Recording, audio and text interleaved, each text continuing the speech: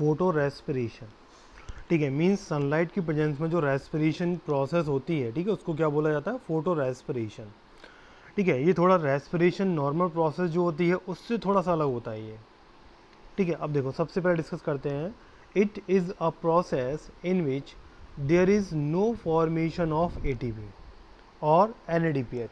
तो बेटा इस प्रोसेस में ना तो एटीपी बनता है और ना ही एनएडीपीएच, ठीक है, but there is utilization of ATP with release of CO2. It is also considered a wasteful process. Next है, photorespiration is responsible for the differences between C3 and C4 plant. ठीक है, अब देखो मीन्स डिस्कस किया था कि C3 and C4 plant जो होते हैं इनमें से क्या होता है, फोटो रेस्पिरेशन के बेस पे हम दोनों में क्या कर सकते हैं, डिफरेंस कर सकते हैं, ठीक है। नेक्स्ट आता है, at high temperature and high oxygen concentration in C3 plant RUBP carboxylase function as oxygenase.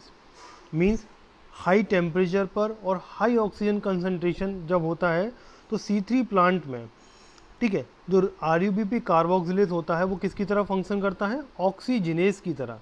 Means directly ये फंक्शन करता है किसकी तरह, रुबिस्को एंजाइम की तरह फंक्शन करता है। रुबिस्को का फुल फॉर्म क्या था, ribulose bisphosphate carboxylase oxygenase. RUBP oxidized into phosphoglycerate, ठीक है। RUBP जो होता है वो ऑक्सीडाइज किस में हो जाता है, फॉस्फोग्लिसरेट में, या इसको हम बोल सकते हैं फॉस्फोग्लिसरिक एसिड में, एंड फॉस्फोग्लाइकोलेट, ठीक है। RUBP जो होता है कन्वर्ट होता है किसमें, फॉस्फोग्लिसरिक एसिड में या ग्लिसरेट में, दूसरा किस में कन्वर्ट होता है, ये फॉस्फोग्लाइकोलेट में। इसके बाद नेक्स्ट है 75% of carbon lost during oxygenation of RUBP। Means 75% जो होता है कार्बन लॉस हो जाता है किसमें, RUBP के ऑक्सीजनेशन में। RUBP का फुल फॉर्म पता ही होगा, RUBP का फुल फॉर्म होता है राइबुलोज बिसफॉस्फेट या ribulose 1,5 by phosphate. There is loss of photosynthetically fixed carbon and no energy rich compound are formed. So photorespiration is a wasteful process. ठीक है, तो फोटो रेस्पिरेशन क्या होता है, एक्चुअली में एक वेस्टफुल प्रोसेस है जिसका कोई भी इंपॉर्टेंस नहीं, ना तो इसमें हमें एटीपी की फॉर्मेशन होती है और ना ही एनएडीपीएच की। अब देखिए ये बेसिकली क्या है, एक फोटो रेस्पिरेशन प्रोसेस है जिसमें कैल्विन साइकिल भी इंक्लूड होती है, ठीक है। अब देखो सबसे पहले क्या होता है, यहाँ पर जो RUBP जो होता है, ठीक है, RUBP ये बेसिकली क्या होता है, रुबिस्को एंजाइम की प्रेजेंस में कन्वर्ट होता है किसमें, 3 फॉस्फोग्लिसरेट एंड 2 फॉस्फोग्लाइकोलेट में, ठीक है। फिर ये ग्लाइकोलेट जो होता है ये कन्वर्ट हो जाता है किसमें, ग्लाइसिन में, और ग्लाइसिन से क्या होता है, CO2 रिलीज होता है, तब ये कन्वर्ट हो जाता है किसमें, सेरीन में, ठीक है। इसके बाद सेरीन कन्वर्ट किस में होता है, ग्लिसरेट में कन्वर्ट होता है, और ग्लिसरेट में कन्वर्ट होने के बाद फिर ये दोबारा से कन्वर्ट हो जाता है किसमें, 3PGA में, ठीक है, 3 फॉस्फोग्लिसरिक एसिड में, ठीक है। और उसके बाद फिर फॉर्मेशन होती है किसकी, RUBP की। तो बेटा इस तरीके से ये प्रोसेस जो होती है फोटो रेस्पिरेशन की वो कंटिन्यू चलती रहती है। अगर इसके सेकेंड पार्ट में जब देखा जाए, सेकेंड पार्ट क्या है इसका, कैल्विन साइकिल। तो कैल्विन साइकिल की शुरुआत जानते हो कि कहाँ से होती है, राइबुलोज 5 फॉस्फेट या राइबुलोज, ठीक है, 5 फॉस्फेट से होती है। उसके बाद क्या बनता है, RUBP बनता है, means ribulose bis phosphate, Rubisco enzyme आता है, तब ये कन्वर्ट किस में हो जाता है, 3 फॉस्फोग्लिसरेट में, और 3 फॉस्फोग्लिसरेट के बाद फिर क्या बनता है, ट्रायोस फॉस्फेट शुगर, और यहाँ से क्या होता है, मीन्स शुगर एंड स्टार्च की फॉर्मेशन होती है, एंड स्टार्च। तो इस तरीके से यहाँ पर C3 साइकिल हमारी कंप्लीट हो जाती है इसके सेकेंड पार्ट में, ठीक है। और फर्स्ट पार्ट क्या चलता है इसमें, फोटो रेस्पिरेशन। अब आता है factor affecting rate of photosynthesis, ठीक है। तो फर्स्ट है Blackman law of limiting factor. This law states that if a chemical process is affected by, ठीक है, इस पॉइंट को याद रखना, if a chemical process is affected by more than one factor, then the rate will be determined by the factor which is nearest to its minimal value। ठीक है, तो बेटे यहाँ पर बेसिकली जो होता है, जो हमारी फोटोसिंथेसिस की जो प्रोसेस होती है, जब वहाँ पर एक से ज़्यादा फैक्टर से जब अफेक्टेड होती है, तो जो फैक्टर उसके सबसे ज़्यादा जब पास होगा, ठीक है, उसके थ्रू ही क्या होती है ये, ठीक है, लिखा है nearest to its minimal value. ठीक है, वही क्या करता है, इसकी प्रोसेस को डिटरमाइन करता है। ठीक है, जो फैक्टर इसके सबसे ज़्यादा पास होगा और सबसे ज़्यादा अफेक्टिंग होगा। अब देखो नेक्स्ट है, photosynthesis is influenced by internal factor. अब इंटरनल फैक्टर कौन से होते हैं? The number, size, age, orientation of leaves. Orientation means होता है जो लीफ का जो पैटर्न होता है, ठीक है, लीफ किस टाइप से प्लांट पर प्रेजेंट होती हैं। ठीक है, नेक्स्ट है mesophyll cell, internal CO2 concentration, amount of chlorophyll.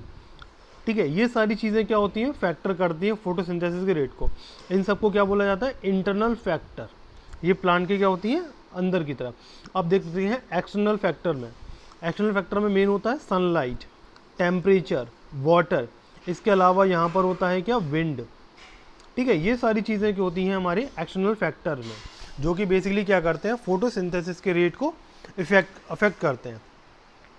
ठीक है, नेक्स्ट आता है एक्सटर्नल फैक्टर में, डिस्कस करते हैं एक्सटर्नल फैक्टर में। तो इसमें आता है लाइट। तो सबसे पहला होता है इसमें quality and intensity of light. ठीक है, फर्स्ट क्या है इसमें, quality and intensity of light. तो बेसिकली लाइट का इफेक्ट भी इस पर क्या पड़ता है, देखने को हमें मिलता है। इसके बाद आता है वेवलेंथ ऑफ लाइट बिटवीन। जब लाइट की जो वेवलेंथ होती है वो किसके बीच में होती है, 400 से लेके 700 nm के बीच में। इसको क्या, वो इसके बीच की जो लाइट होती है उसको क्या बोला जाता है, फोटोसिंथेटिकली एक्टिव रेडिएशन। ठीक है, जिसके बीच में क्या होता है, फोटोसिंथेसिस की प्रोसेस हमारी कंप्लीट होती है। देखा होगा रिएक्शन सेंटर जो थे वो कितना था हमारा, 680 था और 700 था। ठीक है, तो इससे ये क्या थे, इसकी मैक्सिमम वेवलेंथ को एब्जॉर्ब करने वाले सेंटर थे। इससे ज़्यादा की जो लाइट होती है वो मीन्स जो रिएक्शन सेंटर होता है वो रिसीव नहीं कर पाते, और जब रिसीव नहीं कर पाएगा तो क्लोरोफिल के जो मॉलिक्यूल्स होते हैं वो एक्टिव नहीं हो पाते। ठीक है, इसके बाद आता है हाई इंटेंसिटी ऑफ लाइट। अगर इससे ज़्यादा लाइट की इंटेंसिटी हो जाएगी तो क्या होगा, डिस्ट्रक्ट क्लोरोफिल। तो क्लोरोफिल जो होता है वो क्या होता है, उसका डिस्ट्रक्शन होना स्टार्ट हो जाता है। नेक्स्ट आता है temperature. High temperature denature enzyme of biosynthetic phase. ठीक है, तो बेसिकली क्या है, जो जब टेम्परेचर हाई होगा तो बायोसिंथेटिक फेज के जो एंजाइम होते हैं, ठीक है, या केल्विन साइकिल के जो एंजाइम होते हैं वो क्या होते हैं, डीनेचर्ड हो जाते हैं। एंड लो टेम्परेचर, और जब टेम्परेचर कम होगा तो वो सारे एंजाइम जो होते हैं वो क्या होते हैं, इनएक्टिव हो जाते हैं। इसके बाद आता है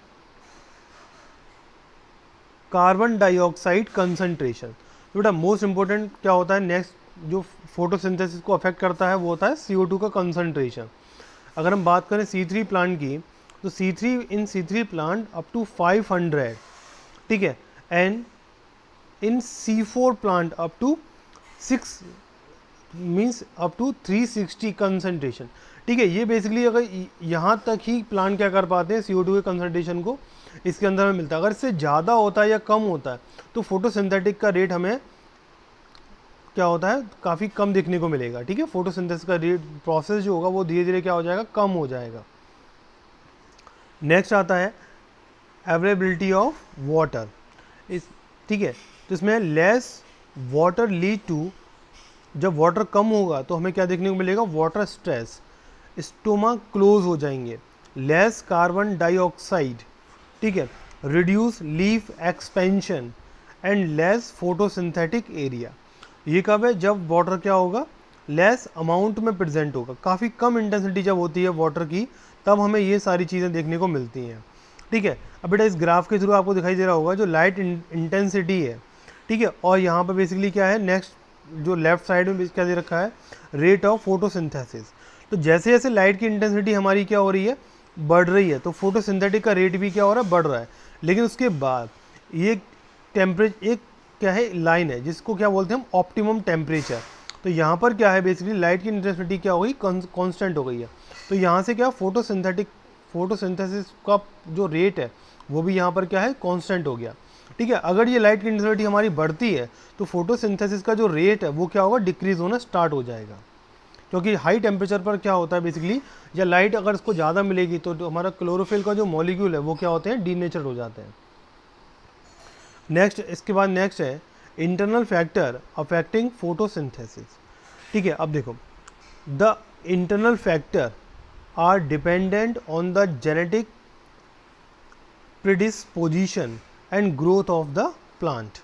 जो इंटरनल फैक्टर होता है वो किस पर डिपेंड करता है जेनेटिक, ठीक है, जेनेटिक फैक्टर पर और उसके ग्रोथ, प्लांट की जो ग्रोथ होती है उस पर।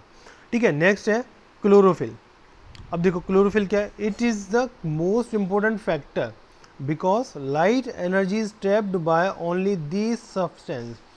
बेसिकली लाइट जो होती है वो ट्रैप किसके थ्रू की जाती है, क्लोरोफिल के थ्रू। ठीक है, there is no photosynthesis in absence of chlorophyll. बेटा फोटोसिंथेसिस की जो फॉर्मूला होता है उसमें भी हमें क्या देखने को मिलता है, सनलाइट होती है, ठीक है, और क्या होता है क्लोरोफिल होता है। ठीक है, बेसिकली क्या होते हैं ये सारी बेसिक रिक्वायरमेंट होती हैं CO2 प्लस वाटर। ठीक है, ये तो होता ही है, लेकिन इसके अलावा क्या होता है सनलाइट एंड क्लोरोफिल, तभी हमारा क्या बनता है C6H12O6 बनता है और क्या बनता है हमारा ऑक्सीजन हमारा रिलीज होता है। ठीक है, इस तरीके से हमारी ये फोटोसिंथेसिस की जो प्रोसेस होती है वो कंप्लीट होती है। तो अगर यहाँ पर हमें क्लोरोफिल नहीं होगा तो फोटोसिंथेसिस नहीं हो पाएगी, क्योंकि क्लोरोफिल क्या करता है जो लाइट होती है, ठीक है, उसको क्या करता है ट्रैप करता है ये। नेक्स्ट आता है फोटोसिंथेटिक प्रोडक्ट।